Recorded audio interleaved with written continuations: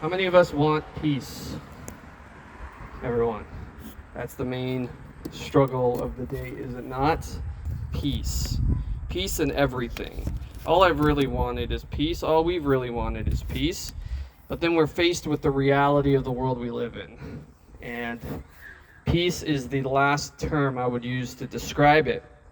The word peace in Hebrew is, do you know? Shalom.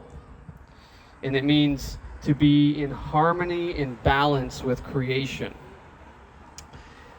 So there is no harmony, there's no balance, there's no peace, because creation, namely humans, the chief creation of God, who've been given dominion and oversight over it, are not in harmony with God's order. That's why there's no peace. That's the core issue, that's the roots. So God made things a certain way, and sin is bending and missing the mark of God's way. That's what sin is. So in order to bring our lives back into harmony with God's standard and have peace, it took what? It took the blood of Christ. It took him dying. And as I look upon the cross and consider what Jesus did there, I see there the blood that brought me peace. But I'm also keenly aware that peacemaking is not a smooth or easy way of life. Peacemaking is often confrontation. Is this thing breaking up a lot? A little bit, yeah. That's weird. Let me try to fix it real quick. Check. Oh, I see why. I'm going to steal your receiver. That one's low. Give me a second.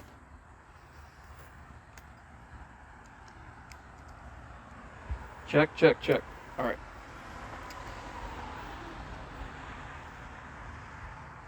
All right. That's better, I think. So, where was I? Peacemaking is often confrontational. It's often messy. It's often hard. And when we hear the term peacemaker, we often think of a calm, serene person who makes everyone get along, right? That's what a peacemaker is. But it's not. I'm afraid that's not what peacemaking is. Peacemaking is calling all people everywhere to conform to the image and standard of God. Peacemaking, the best analogy I could come up with, can be likened to organizing and executing a masterful symphony. When we live in sin, when we live outside of God's design, it's like a band or a symphony playing out of tune.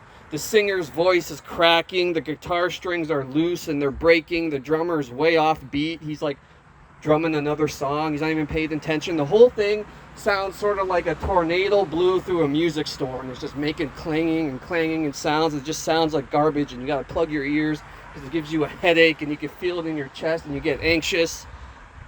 So being a peacemaker is going into that and teaching others the order, helping them play in harmony, helping them play in balance. God's law is, now I learned this new word, Rob probably knows it. God's law and his word is our libretto, right? You know what that is? No? I think so, yeah. It's like the book, the order book of a symphony. So the conductor would have the whole thing before him and they'd have all the order of it so that the thing sounds good. That's what the Word of God is. It keeps us in order. It keeps us in harmony. The only way to live in the symphony of God's shalom is through his libretto. And that's the true balance and harmony. And that's what being a peacemaker is. It's calling everyone into conformity and order of God's libretto without compromise, so that it's a clean, smooth sound. Living in God's symphony of peace. But what if these people don't want their guitars tuned? What if the drummer says, "Who are you to judge my drumming? I like how it sounds." Well, maybe it sounds good to you, but together with the rest, it sounds like trash. I'm not hurting anybody. Yes, you are. You're hurting my ears. It sounds terrible. That's what being self-centered is, being selfish. Well, who cares if it sounds bad? I like what I'm doing. This is God's mission, to restore the symphony of his peace in all of creation. And this morning we're going to go through a story as we continue through the life of Abraham. And now we see him in the situation where he's dwelling in the land, and the ruler of the land there is seeking peace. But the only problem is Abraham's property was being seized by the king, his servants.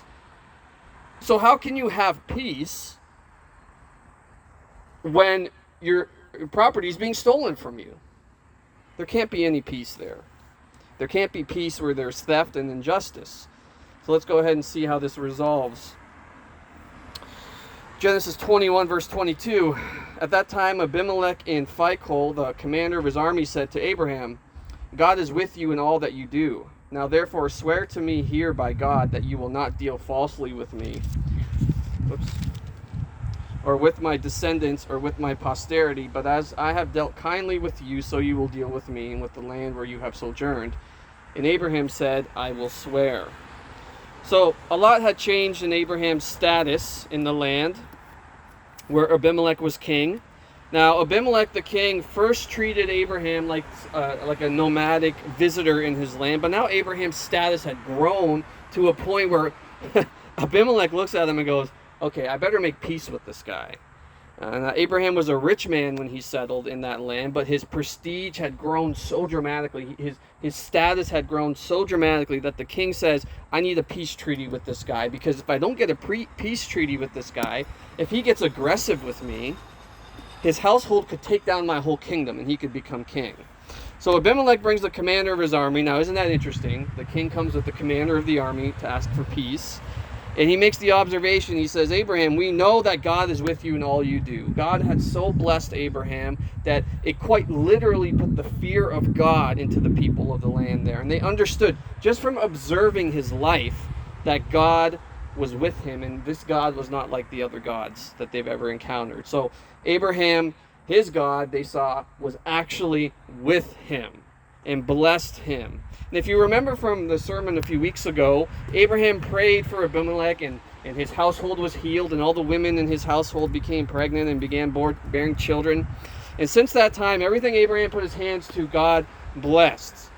So Abimelech was well aware, and he implored Abraham. He said, swear to me by God that you will not deal falsely with me. I've dealt kindly with you. Swear to me by God that you will deal kindly with me. So first things first.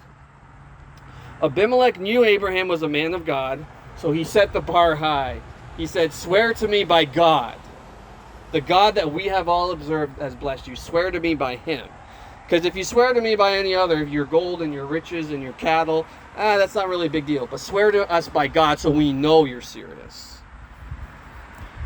They say that a man is only as good, or a woman, and it goes for both genders in this, and there's only two. It goes for both in this situation. A man or a woman is only as good as his or her word. James 5:12 says, but above all, my brothers, do not swear either by heaven or by earth or by any other oath, but let your yes be yes and your no be no, so that you may not fall under condemnation. Swearing by God or making an oath from anything, the scripture says, comes from evil. The man or the woman of God does not have to make an oath on anything. Their yes or their no should be sufficient. Too many people don't think this is a big deal. Who cares if I said I'd do something and didn't do it? No big deal. It's pretty simple. If you say you're going to do something, do it. And if you can't do it for whatever reason, make it known. Christians especially. If you say you're going to pay for something, pay the price you agreed. It's basic stuff. But it's not so basic. If you try to sell anything on Marketplace, you would know that. That's not very basic. And I'm trying to sell some old speakers that the church has, and the guy in Marketplace comes and he lowballs me. Like, it was embarrassingly low. I'm like, no, I'm not. Don't come to me with that nonsense. I said, I'm selling it for my church. This is what we're asking. And you know what he said to me? He said, oh, if it's for a church, you should sell it for less. No. price just went up, bud. Well, no, that's not how it works. Don't be like that guy. Let your no be no and your yes be yes. Pay the price that's asked. If you're a Christian who does freelance work, and this has happened to us, dealing with Christians and freelance work, quoting one price, saying, okay, here's what I want. And they say, all right, it's going to cost X amount. And then the job gets finished, and they come back, they're like, oh, it took a little bit longer than we expected, than I expected or whatever, so the price went up. It's like, dude, you can't just like give me the finished product when we already agreed on the price and then be like, sorry, price went up. Don't do that. And let your yes be yes and your no be no. Deal honestly. Why? Why do we deal honestly? Because God deals honestly with us. If God says something, he does it. Jesus said, the meek shall inherit the earth. Imagine if he turned around now and said, actually, I changed my mind. That price was a bit too low. I'm going to bump it up a bit. That would be horrifying. But yet, we want to operate like this sometimes. No, be honest. Don't swear on anything. Just do what you say. Look what Abraham says. He says, I swear. But notice he didn't say, I swear by God. Abimelech said, swear by God. He said, I swear on nothing. Just my word. I'm going to do it. He just said, yes, I'm going to deal kindly with you. My word is enough. He was a man of God. Abraham was. He was a peacemaker. Now he could have said, deal kindly with you. Why would I do that?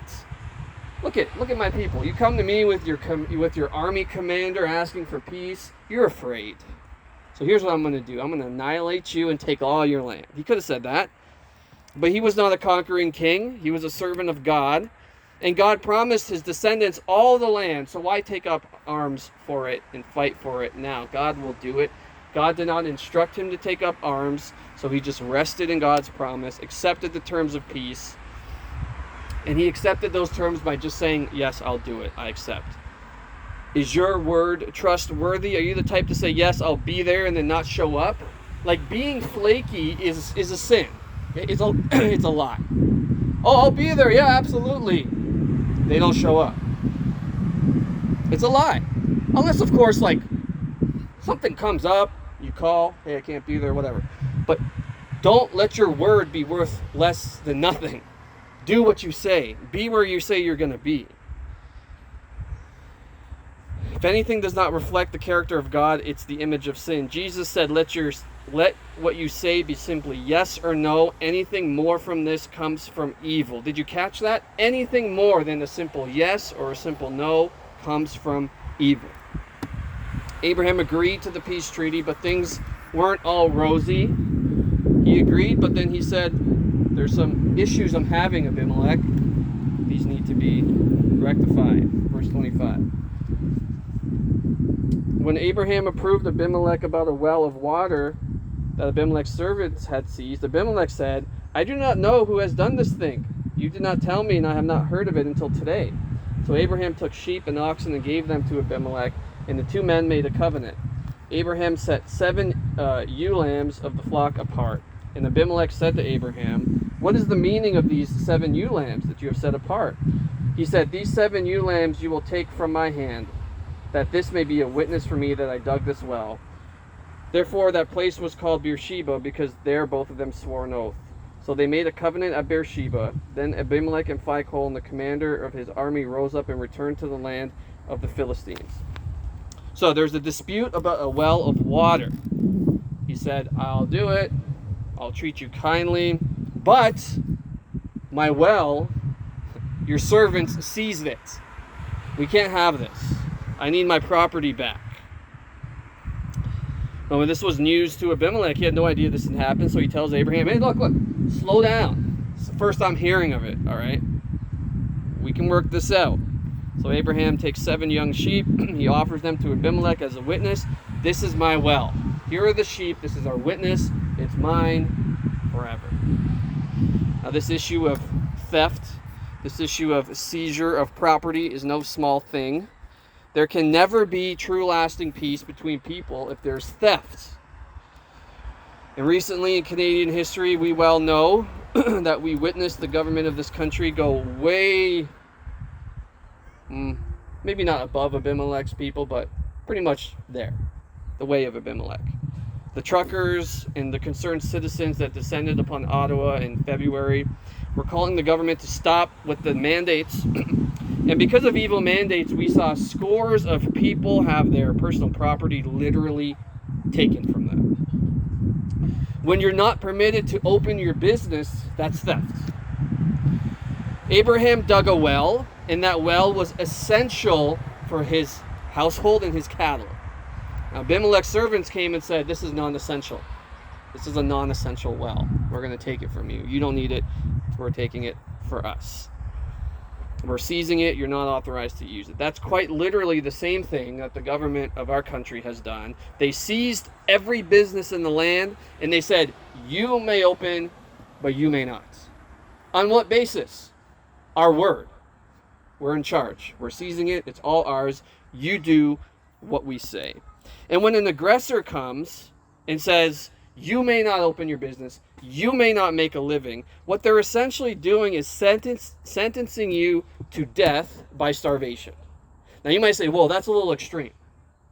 But it's not extreme. When someone says, you can't earn a living, what are they saying? You can't eat. Death by starvation.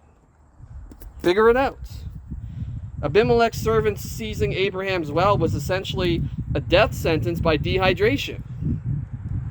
Then we had the issue of people's bank accounts being frozen and having their money seized because they donated to a GoFundMe campaign that was legal.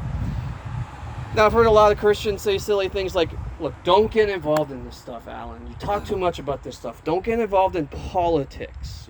God doesn't call us to get involved in these worldly issues. But my friends, when an aggressor is stealing the property of our neighbors, that is not a worldly issue. Jesus said, love your neighbor as yourself. How would you want to be loved if someone was coming to steal your property? Would it be loving for me to walk by and say, what's going on here, Rob? Oh, they're taking my stuff. Well, that's, see you later. Would that be loving? No. It's not a worldly issue. It's a godly issue. It's an issue of God's law. You see how Abraham reacted. He didn't just sit back and say, well, what am I going to do? Romans 13 says to obey the government officials. So I guess, yeah, I'll have, I'll agree to your peace treaty. And, well, you took my well. What am I going to do? Oh, well, that's too bad. No, he reproved them. He said, hey, look, there's an injustice in the land. We need to fix this. This is wrong. He said, your servants did an evil thing. They stole it. Abraham stood up for his own property rights. He didn't cower away asserting God's righteous standard over the king of the land. No, he went there and he reflected the character of God, the truth and the righteousness of God's law. In our land, people lost their jobs for refusing an ineffectual medical treatment. And what really angered me the most through that whole thing was, still going on actually, but what really angered me the most was the fact that I had people coming to me from other churches asking me, Alan, I heard you're giving out religious exemptions. Can I have one? I said, yes, but first answer one question. Why'd you come to me? Why'd you come to me? Go to your own pastor. They said, well, I did. He's not going to give me one. I said, why? I said, because they want to remain neutral. The church has taken a neutral position. I said, that's nonsense. There's no neutrality. There's no neutrality. It's supremely evil. It's supremely ungodly. It's supremely unloving to sit back while your neighbor is being robbed and you can do something about it. It's unloving to remain neutral while your neighbor's income is being seized. There's no neutrality. Abraham reproved Abimelech for this sort of stuff. But those in our land who name the name of the God of Abraham, they dare to stand in their pulpits and say, We are taking a neutral stance on this, on the issue of theft and the seizure of our congregation's property. It's disgusting. It makes me sick. Men of God, our job is not to remain neutral. Our job is to reprove wicked rulers who are stealing from people. That's our job. That's what God calls us to do. I mean, imagine that. A single mother or whatever comes to you and you're a pastor and she says, Pastor, they want me to take this thing. I don't feel comfortable with it. I'm a little hesitant and stuff. And they say if I don't get it, I'm going to lose my job. Could you help me? All you got to do is write a letter for me. And he says, oh, I can't get involved in politics. Sorry, single mom. Figure it out. But you better keep putting money in that box, though. You better keep putting money in that box. I don't want to see that number go down. No, it's despicable. It's despicable. Theft is serious. Abimelech took the reproof and he repented. Abraham sealed the deal. He gave him 7 young lambs as a witness. That's it. It was done. Verse 33. Abraham planted a tamarisk tree in Beersheba and called there on the name of the Lord, the everlasting God. And Abraham sojourned many days in the land of the Philistines. So, everything worked out nice and well for Abraham. They left. Abimelech and his commander left. Abraham commemorated the covenant with Abimelech. He planted a tree, called on the name of the Lord, and we've seen this sort of behavior from Abraham everywhere he goes. Everywhere he goes, God gives him victory and peace, and he plants trees, he builds altars, he calls on the name of the Lord. He's planting the flag of his God everywhere he goes. He's symbolically communicating, this is God's land. He gave it to me. He is faithful. And this covenant with Abimelech solidified in his eyes that this is really the land. Like, God is really giving this to me. He's really being faithful. He's coming through. He's been blessed with the reputation God promised him. He and his wife have the son of the promise in their home. God's giving them the land. Everything's coming together. You ever have that? Well, maybe not, but you ever have that moment in life where you're like, wow, everything's just coming together. It's finally happening. God was with him and he was giving him victory. Now, as I'm studying this story, I'm once again struggling to identify its significance. Like, okay, so Abimelech and Abraham make a peace treaty thousands of years ago. Abraham gives him his word, he'll be kind. He reproves him for stealing his well, and so what?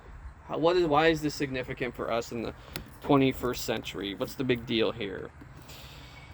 There's got to be something more than just be honest and don't steal. There's got to be something more here. And as I meditated on it, it became clear to me Abraham was being presented to us as a type and a shadow. He's the father of all God's children, dwelling on the land that God promised to give him, making a peace treaty with the peoples of the land. It finally hit me. This is a message for the rulers of the world and the children of God dwelling amidst them. The rulers of the world, the message is repent and get with the program. For the children of God, the message is be a peacemaker. Be a peacemaker. Psalm 2:10-12 clearly lays this out. I'm not going to turn there. I'm just going to read it from here. It says, Now therefore, O kings, be wise. Be warned, O rulers of the earth. Serve the Lord with fear and rejoice with trembling. Kiss the Son, lest he be angry and you perish in the way, for his wrath is quickly kindled. Blessed are all who take refuge in him. So Abimelech is a type and shadow of how the rulers of the earth ought to approach God and his people. Look at here, it says, Be warned, be wise, serve the Lord with fear. Abimelech feared God. He saw how God worked in Abraham's life, and this struck fear into his heart. How blessed our land would be if our rulers feared God. Oh, how blessed it would be. Instead of attacking Abraham, he was wise. He sought to make peace as quickly as possible. He sought to, as this verse here says, kiss the Son, lest he be angry with you. He was reproved for his wicked deeds, and he made it right. He repented. Abraham is a type and shadow of the church, dwelling in a pagan land, living faithfully in it. Abraham sought peace. He was a peacemaker. He didn't desire aggression. He didn't desire violence, but he wasn't a pushover. He wasn't a pushover either. He loved his God. He loved his God's righteous character. He was unafraid to rebuke the ruler of the land and say, hey, you've done an evil thing, make it right. He stood up for what was right. He loved those in his household. He interceded for them, and he regained their well back. He wasn't like pastors today when their people come to them. They say, oh, Pastor, Abimelech's servants have come, and they've taken our income away from us. He didn't respond by saying, sorry, I'm neutral on that. I don't want to ruin my reputation with the people now. I've worked hard for this. No, he stood up and said, hey, this is wrong. Fix it. And in the end, peace was established and God was honored in it all. Have you noticed that the response of the vast majority of pastors has not resulted in peace? Has it? No. Oh, I want to remain neutral. I don't want to ruin my reputation. I don't want to ruin my witness. Well, has that, and they've all said, oh, that's being a peacemaker. Well, is there peace being made? Has peace been made? No, it hasn't.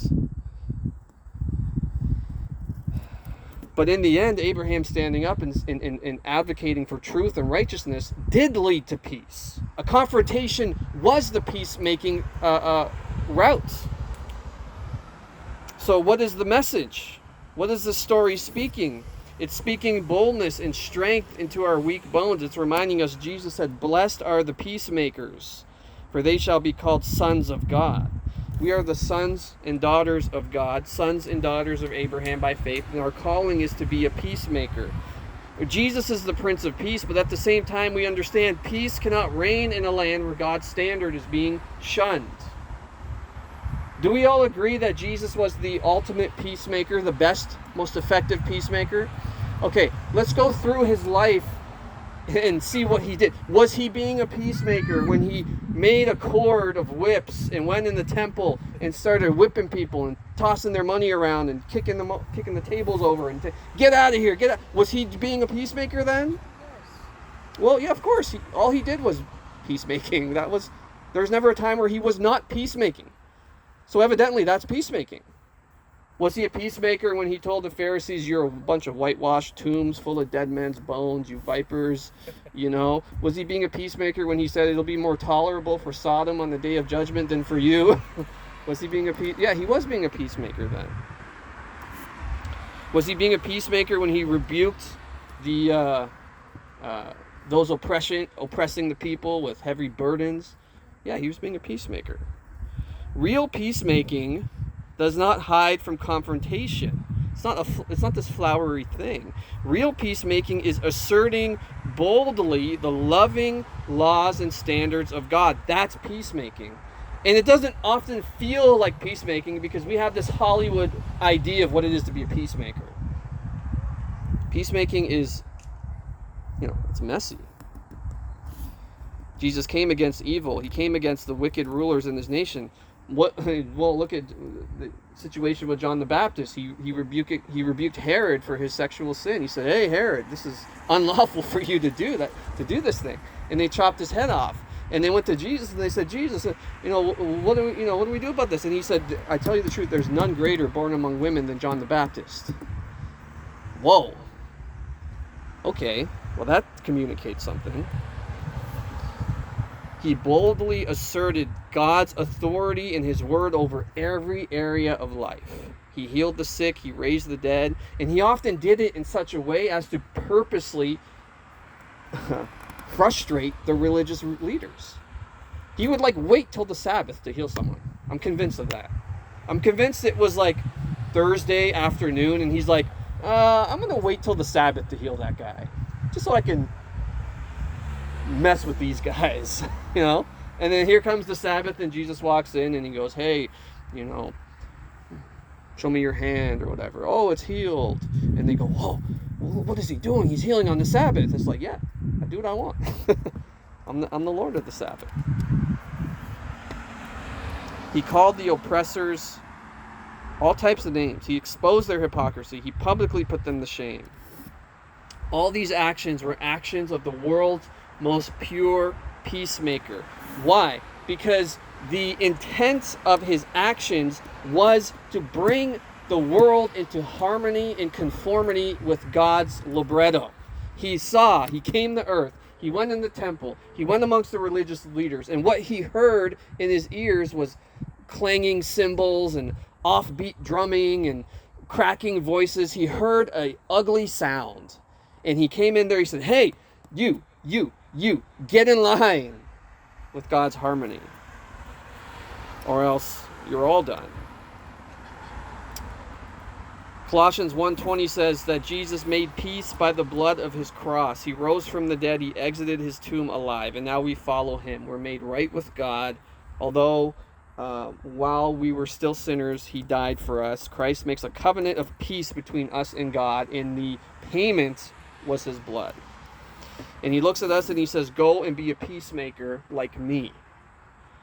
Peacemaking is bringing this blessed gospel message to the whole world. In Christ, by his blood, we can have peace with God and man. But we must never compromise. We must never mistake cowardice and the fear of man with peacemaking. That's what's happening today. We're mistaking cowardice and the fear of man with peacemaking. Well, we just want to be at peace with everyone. Well, there is no peace where evil reigns. You cannot, I think we were talking about this on Thursday. You cannot, I lost it. Oh, it was such a good point too. Oh, I got it.